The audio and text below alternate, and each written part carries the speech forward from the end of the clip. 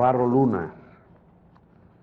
Está lleno de recuerdos la mención de este nombre, porque Navarro Luna estuvo vinculado a mis inicios como escritor. Y recuerdo desde entonces esa generosidad que fue una de sus características esenciales, ese darlo todo, ese entregarse. Yo empecé a relacionarme con Navarro en 1933, a través de la correspondencia. Publicó entonces él Pulso y Onda, y yo le mandé lo que pensaba escribir en el periódico El País, que apareció después en El País y apareció en Orto de Manzanillo.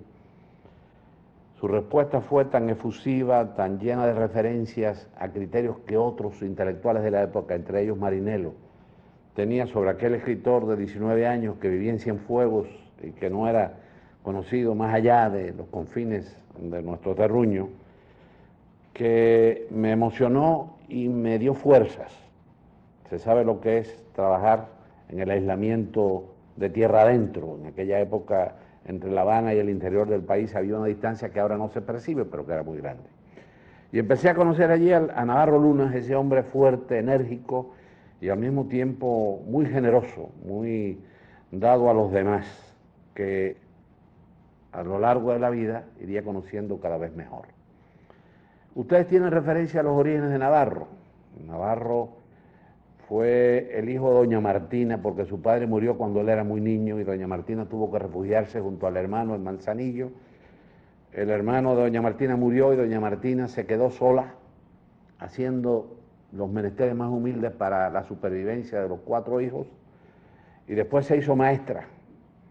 Y recuerdo vivamente a aquella viejecita a quien conocí en la ancianidad ya y que supervivió hasta los 104 años para alegría de Navarro, que la adoraba. Navarro Luna creció al lado de doña Martina y ahí se templó su carácter. Hay que ver a Navarro para darse cuenta que era algo más que un intelectual. Era un hombre. Y como hombre se forjó antes de ser intelectual. Antes de ser escritor, Navarro fue de todo. Hizo las actividades más humildes, hasta fue buzo en Manzanillo y recogió allí los restos de barcos que estaban en la bahía de Manzanillo vendiendo el hierro. Después se hizo barbero, aprendió la música siendo barbero y allí empezó a hacer sus versos en las revistas manzanilleras de la época. Y a partir de ese momento el nombre de Navarro Luna empezó a resonar en nuestro país, porque sus primeros poemas ya llamaron la atención. Y cuando publica Surcos, aparece entonces un hombre de nueva personalidad en la lírica cubana. Era la época de Agustín Acosta, la época de poetas modernistas y iniciadores del posmodernismo, pero Navarro le introduce un elemento nuevo, viene a ser el representante de la vanguardia, del verso más libre, abierto, más libre de compromisos con la retórica.